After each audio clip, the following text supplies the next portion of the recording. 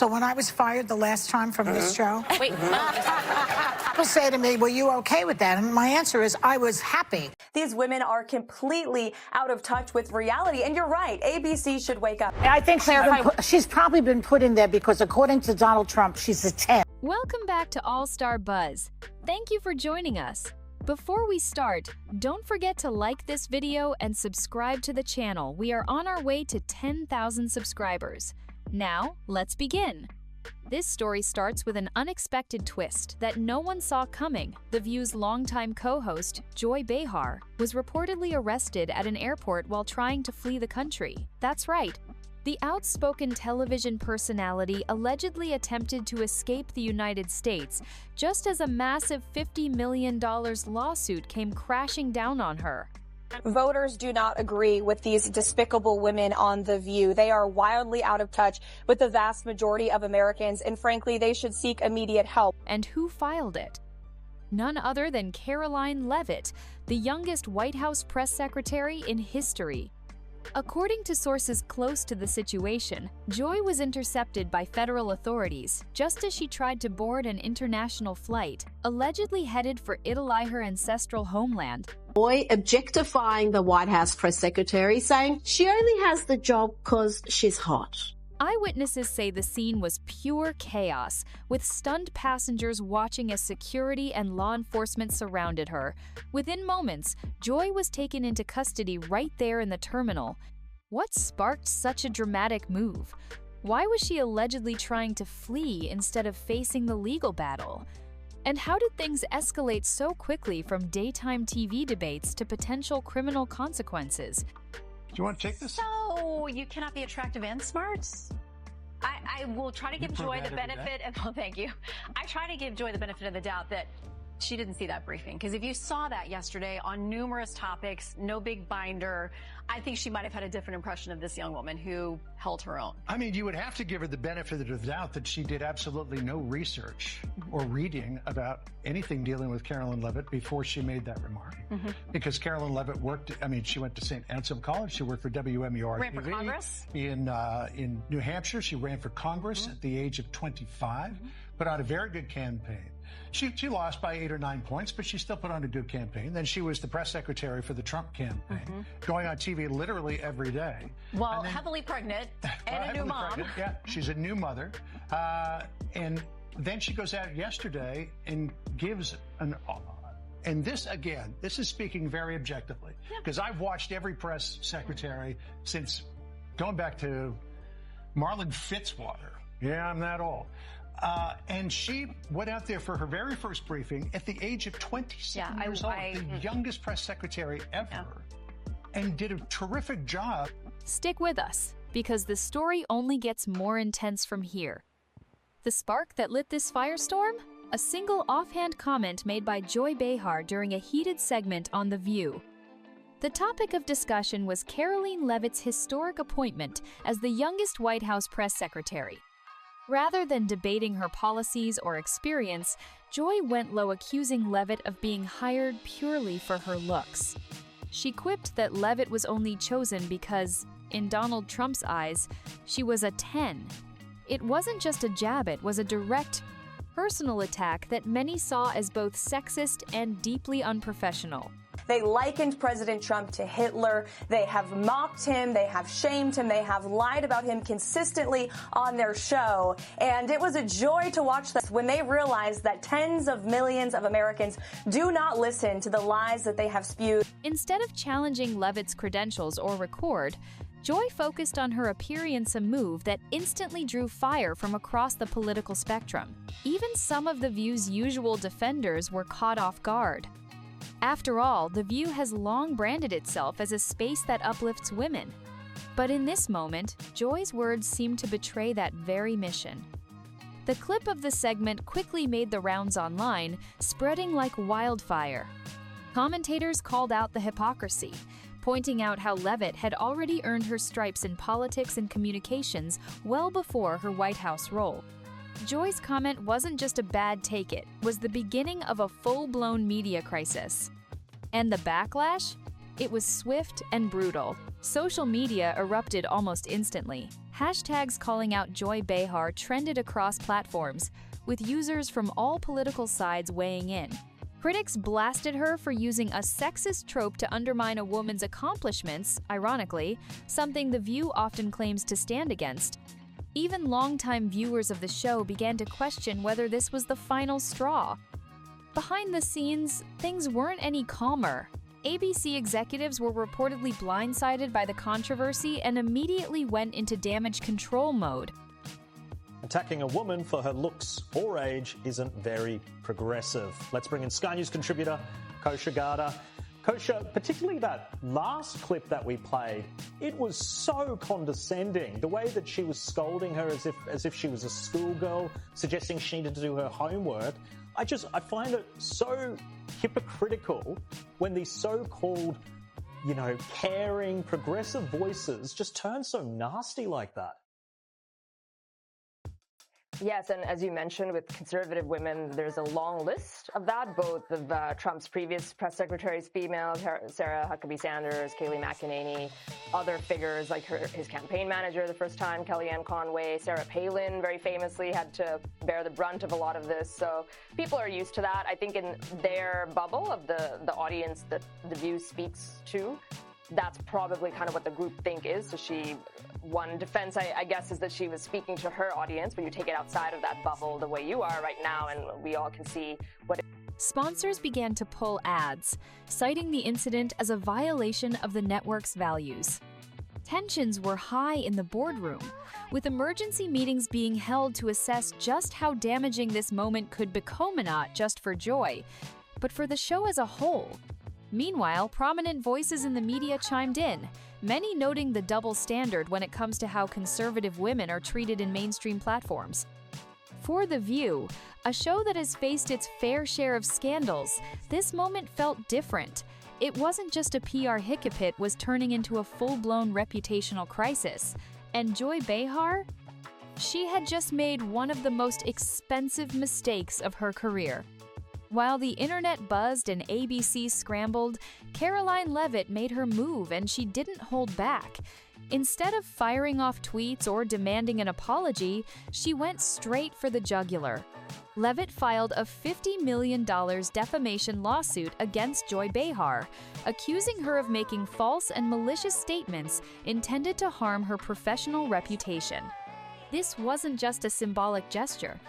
Leavitt's legal team laid out a compelling case, arguing that Joy's comment wasn't just distasteful, it was damaging, especially given Leavitt's rising political profile and her credibility as a public official. In her statement, Leavitt emphasized that this wasn't about vanity or ego, it was about principle. She wanted to send a message that smearing women, especially those on the conservative side, would no longer go unchecked. Public opinion quickly shifted even more. While some remained loyal to Joy, many applauded Leavitt for taking a strong, decisive stand.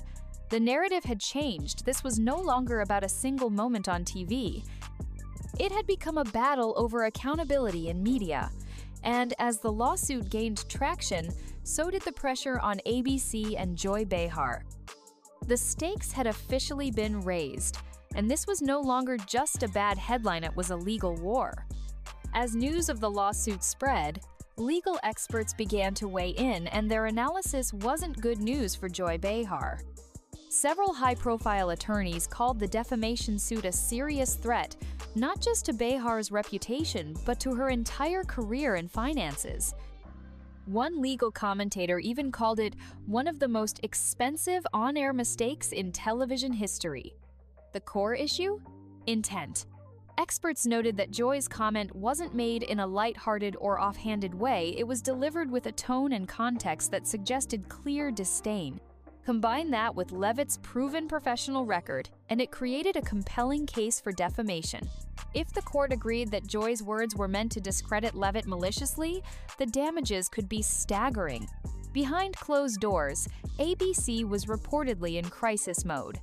Whispers of distancing themselves from Joy began to circulate as the network weighed the cost of loyalty versus the risk of brand damage. The lawsuit had moved from being a headline to a serious legal threat, with potential ripple effects for the entire network. Joy Behar now found herself standing at the edge of a cliffhanger. Words had sparked a legal and media inferno, and there was no easy way back. And just when you thought the situation couldn't spiral any further, Joy Behar made a move that shocked everyone. According to multiple reports, Joy, feeling the heat from the lawsuit and internal pressure from ABC, booked a one-way flight to Italy. Yes, Italy, her ancestral homeland. It appeared she was trying to escape not just the legal nightmare, but the media frenzy that had erupted around her. But what Joy seemingly didn't realize was that federal authorities were already watching her closely. Word had spread fast about the $50 million lawsuit, and her sudden international travel plans raised red flags. The moment she arrived at the airport and attempted to check in for her flight, law enforcement swooped in. TSA and federal agents confronted her at the gate. Witnesses described a scene straight out of a movie, security swarming in, passengers gasping, phones recording. And then came the moment no one expected. Joy Behar, a household name for decades, was taken into custody right there in the terminal. Within hours, footage of the arrest flooded social media. What had started as a TV controversy had now escalated into something far more serious. Joy wasn't just facing a lawsuit anymore, she was in handcuffs. The arrest sent shockwaves through the internet. Videos captured by stunned airport passengers went viral almost instantly. People couldn't believe what they were seeing. Joy Behar, the fiery co-host of The View, being escorted away by law enforcement like a scene ripped from a scandal drama. Within minutes, Joy Behar arrested was trending on every major platform. Reactions poured in from all directions. Some were outraged, others gleeful, and many just plain shocked. Memes, commentary videos, and heated debates lit up the digital world. For critics who had long accused The View of being biased and hypocritical, this was their "I told you so" moment.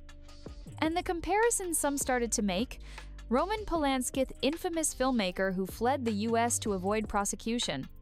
While Joy's situation was entirely different in nature, the idea that she tried to skip the country under legal pressure stirred up that same cultural memory. The image of her going from daytime TV celebrity to viral mugshot was too surreal for many to process. Joy Behar, who once sat at the center of the talk show world, now found herself at the center of an entirely different conversation known about consequences, credibility, and accountability. Back at ABC headquarters, the fallout was immediate. Executives who had once stood by Joy Behar were now scrambling. With her arrest plastered all over the internet and the lawsuit gaining traction, the network knew they had to act and fast. Within hours of the incident, ABC officially cut ties with Joy. Decades of on-air presence ended with a press release and a rapid wipe of her name from network promotions. The impact on The View was seismic. Joy wasn't just another co-host, she was a fixture, a voice that helped shape the show's identity. But now, she was a liability. Producers went into full-blown damage control, releasing statements, contacting sponsors, and reworking upcoming episodes. Meanwhile, insiders whispered that some staffers were furious, others relieved, and a few simply in shock. The show's brand was already shaky from past controversies, but this scandal was different. Advertisers were pulling out. Audience trust was wavering. Even some long-standing supporters of The View admitted the show might not survive this. It wasn't just Joy's scandal anymore, it was The View's crisis. And the question echoing through the halls of ABC was simple but serious. Could the show recover from this? Or was this finally the beginning of the end?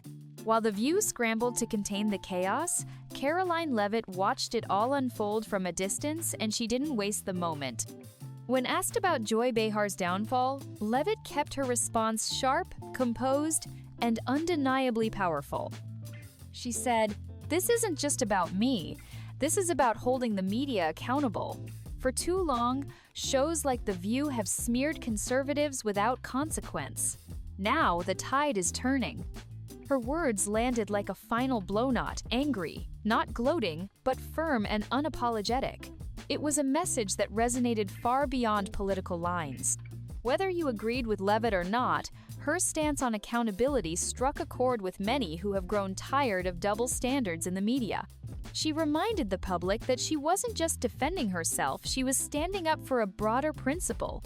Attacking a woman based on her looks or age, especially under the banner of so-called progressivism, wasn't just hypocritical, it was destructive. And this time, it came with real consequences. As Joy faced legal heat and professional ruin, Leavitt's calm, assertive response helped cement her public image as someone who doesn't just take hits, she fights back, and she does it with purpose. As the dust began to settle, one thing became clear: this wasn't just a scandal, it was a turning point. Joy Behar, once one of the most recognizable voices on daytime television, had become the face of a media reckoning. Her downfall wasn't just about one comment or one lawsuit, it was the result of years of unchecked narratives finally catching up. The View, meanwhile, is teetering. With Joy gone, advertisers fleeing, and public trust shaken, insiders say ABC is seriously reconsidering the show's future. For a program that once prided itself on bold conversations and fierce opinions, it now faces the harsh reality of its own internal contradictions. Past controversies, like lawsuits from Carrie Underwood and legal threats from Elon Musk, are resurfacing in public discourse, painting a picture of a show that may have run its course. As for Karoline Leavitt, she's emerged from the firestorm not just intact, but elevated. Her message about media accountability, combined with how she handled the entire situation, has earned her new respect among skeptics. What happens next? Will Joy Behar face jail time? Will The View survive without her? Or is this the end of an era in daytime television? Thanks for watching. Drop your thoughts in the comments. Don't forget to hit the like button and subscribe to this channel. See you on the next one.